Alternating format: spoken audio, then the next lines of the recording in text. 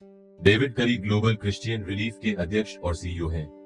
वे अंतर्राष्ट्रीय धार्मिक स्वतंत्रता पर अमेरिकी विदेश विभाग के आयोग में भी कार्य करते हैं और भारत के मणिपुर राज्य में क्या हो रहा है इस बारे में और अधिक जानकारी देने के लिए वह अब हमसे जुड़ते हैं। डेविड, ईसाइयों और उनके चर्चों पर इन हमलों के पीछे कौन है?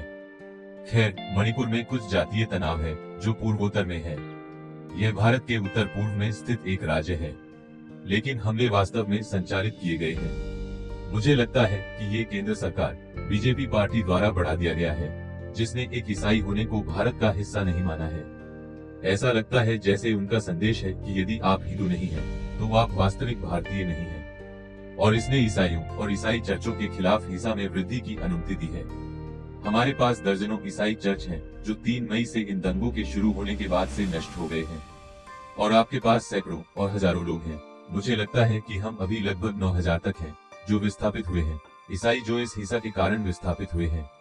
भले ही वे इसे कैसे भी बनाते हो, चाहे वह जातीय हिंसा हो या अराजकतावादी, ऐसा हमेशा लगता है कि भारत सरकार अनदेखी कर रही है और यहाँ तक कि कुछ मामलों में भारत में ईसाइयों के खिलाफ हिंसा को प्रोत्साहित कर रही है। अब जैसा कि आपने कहा, डेविड, बहुत से ईसाई विस्थापित हो गए हैं। 30 से अधिक चर्चों को जला दिया गया है। वे अभी कैसे जीवित हैं? ठीक है, अभी वे आश्रयों में हैं। मुझे कुछ और वीडियो फीड मिले हैं। कुछ मामलों में आश्रय, अस्थायी आश्रयों में लोग कंधे से कंधा मिलाकर सोते हैं, तो वे सचमुच भाग रहे हैं। और ये अभी कुछ महीने पहले छत्तीसगढ़ के बिल्कुल अलग इलाके नवंबर, दिसंबर, जनवरी में हुआ था। इसलिए मैं कहता हूँ कि हमें दोनों मामलों में व्यवहार के पैटर्न को देखना होगा, खासकर अभी मणिपुर में। हमारे पास वीडियो साक्ष्य हैं जो पुलिस को चर्चों पर हमला करने में दंगाइयों की सहायता करते हुए दिखाते हैं। यही कारण है कि आपको ये देखना होगा कि वे क्या करते हैं, न कि वे क्या कहते हैं। और ऐसा लगता है कि केंद्र सरकार और स्थानीय सरकार उन दंगाइयों के साथ मिलीभगत कर रही है जो ईसाई चर्चों और व्यक्तियों पर हमला करते हैं। राष्ट्रीय सरकार ईसाइयों के खिलाफ हिंसा क्यों भड़का रही है? खैर, भारत एक ऐसा देश है जहाँ बहुत सारी अलग अलग भाषाएं हैं, बहुत सारी अलग अलग मुद्राएं हैं। वे कई मायनों में बहुत आबादी रहे हैं, लेकिन 2014 के बाद से जब प्रधानमंत्री मोदी ने पदभार संभाला, तो वह एक भारत, एक धर्म, एक मुद्रा को लागू करने की कोशिश कर रहे हैं। वह अपने एजेंडे को आगे बढ़ा रहा है, और इसका मतलब है कि कई मामलों में ईसाइयों और यहाँ तक कि मुसलमानों पर भी हमला किया गया और उन्हें बाहर कर दिया गया। इस समय भारत में हिंसा के कारण ईसाई सबसे अधिक प्रभावित हैं, और वहाँ 6-5 करोड़ ईसाई हैं। उनमें से कई गंभीर उत्पीड़न के अधीन हैं। डेविड, आप वहाँ के ईसाइयों से क्या सुन रहे हैं? ये उनके विश्वास को कैसे प्रभावित कर रहा है? खैर, कई मामलों में इस पर उनका विश्वास मजबूत हो रहा है। कुछ मामलों में लोग बहुत डरे हुए हैं क्योंकि ऐसा लगता है कि हिंसा कहीं से भी नहीं निकली है। ऐसा लगता है कि वे किसी राजनीतिक मकसद का इस्तेमाल कर रहे हैं। इस विशेष हमले की आधार रेखा तब शुरू हुई जब एक विधेयक पारित किया गया जो भारत के भीतर एक निश्चित समूह को एक विशेष छूट देने वाला था। और वे घूमते हैं और तय करते हैं कि वे इसके कारण ईसाइयों पर हमला करने जा रहे हैं। इसलिए हमेशा एक आधार होता है जिसके साथ वे शुरू करते हैं, और वे इसे ईसाइयों पर हमला करने के लिए एक शुरुआती बिंदु के रूप में उपयोग करते हैं। यह इन ग्रामीण क्षेत्रों और यहाँ तक कि कुछ अधिक आबादी वाले क्षेत्रों में ईसाइयों के लिए एक बहुत ही यादृच्छिक अस्तित्व बनाता है।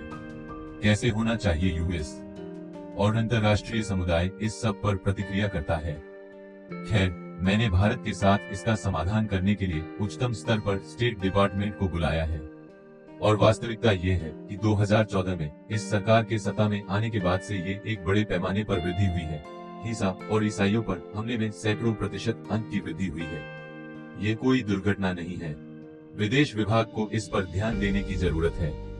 दोस्तों को मानवाधिकारों पर अत्याचार न करने दें। यही वह आदर्श वाक्य है जिसकी मैं उन्हें याद दिलाने की कोशिश करता हूँ। हमें भारत चाहिए।